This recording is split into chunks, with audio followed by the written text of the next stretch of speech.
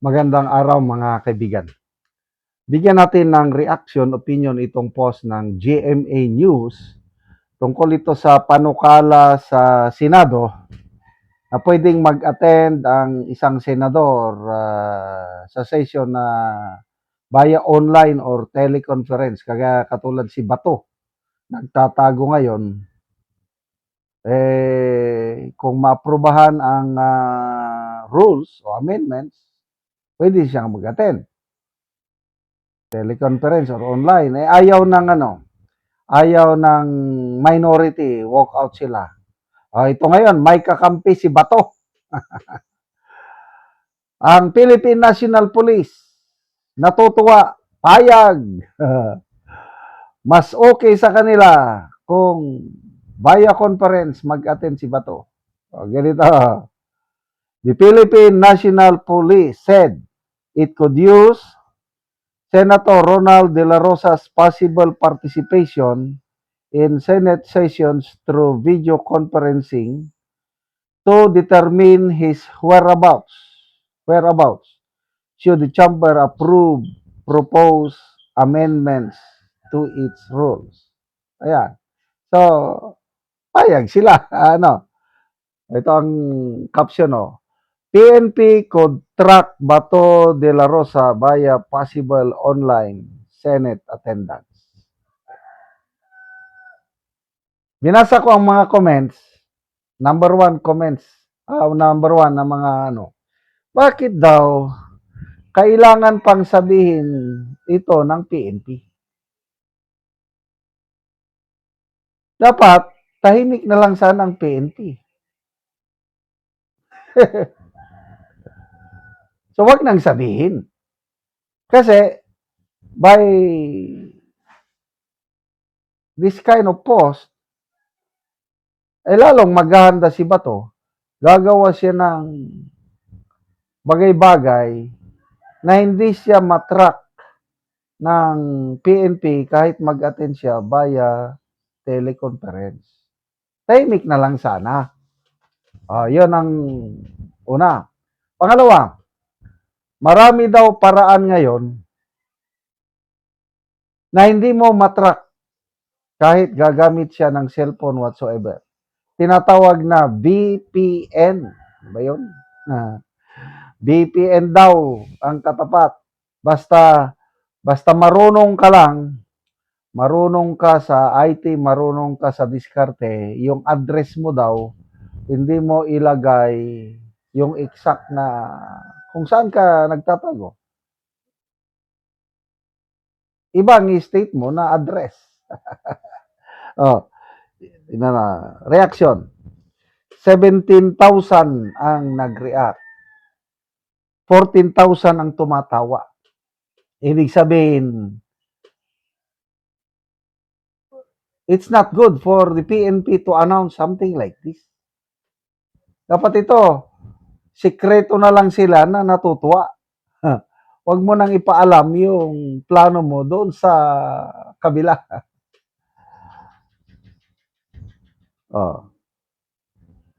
Mark Santiano, yan, VPN.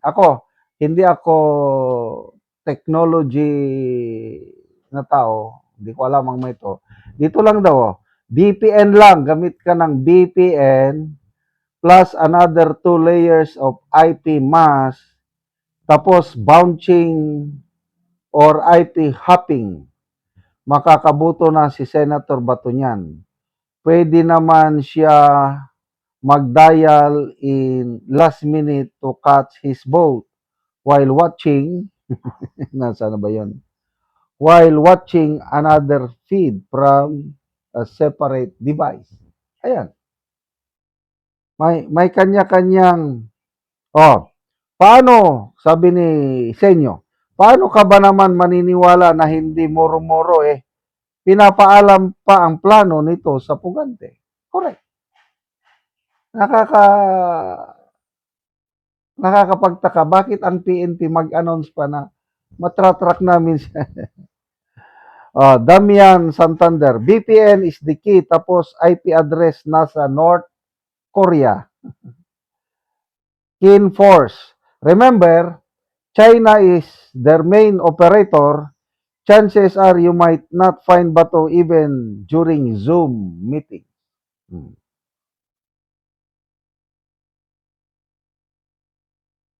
Sentry will track the location. He will serve the warrant in person. He can be in Europe or South America via VPN. LOL. Billy Sarangelo. Yeah, until he uses VPN to bounce his IP all over the world. Anyway, to me, napakalaking problema ng PNP, NBI, paano arestuhin, hanapin si Bato. Tingnan niyo na lang, kahapon ba yon? Yung pinuntahan nila na address sa Angeles, Pampanga. Tinawanan lang siya ng mga tao doon na, bakit nyo haramin sa amin si Bato? Ano kung pakialam namin kay Bato? Sabi ng babae doon. O di ba taga Davao si Bato? Sabi nila, bakit hanapin dito sa Angeles, Pampanga?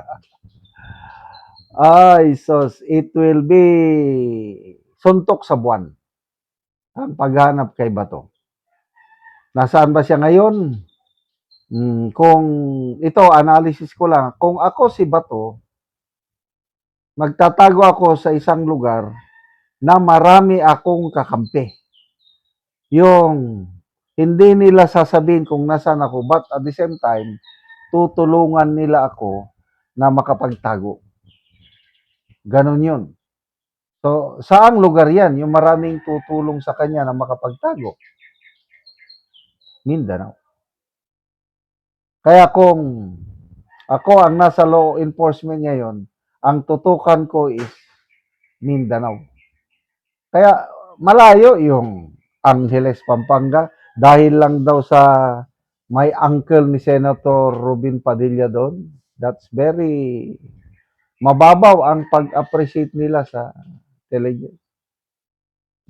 Mabuti pa kung somewhere in Mindanao nag-raid sila. But to me, baka sa ngayon nasa bundok na si Bato. Mahirap mong i-track ang kwan. At saka hindi na rin gagamit yun ng cellphone, hindi yun tatawag. Kung ano lang, kung ako magtago, gamit ako ng ibang cellphone, hindi naka-register sa akin, tapos text-text lang. O hindi naka-register sa akin, paano matrace na sa akin yun, si Bato. Kaya malabo. Salamat mga kaibigan sa inyong pagsubaybay sa channel ito. Nakakatulong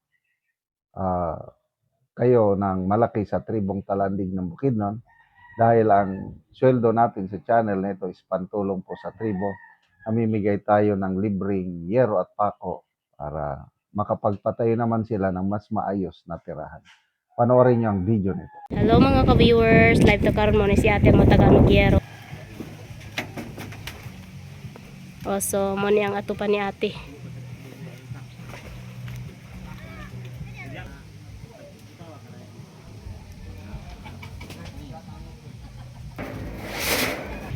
Ginawa man ko.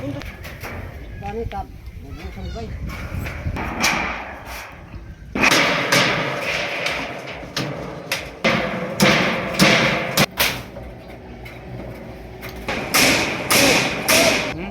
Ano ba ko rin mo pala?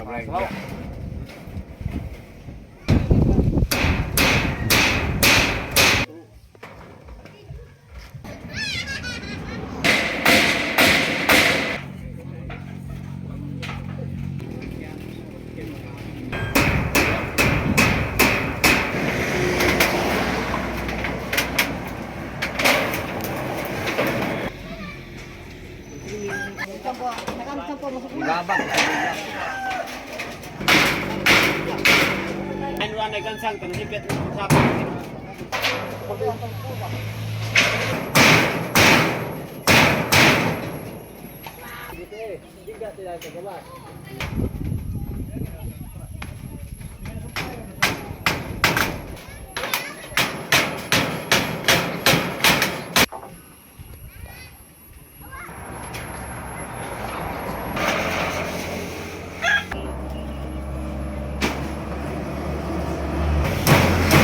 So, humanagyod og atob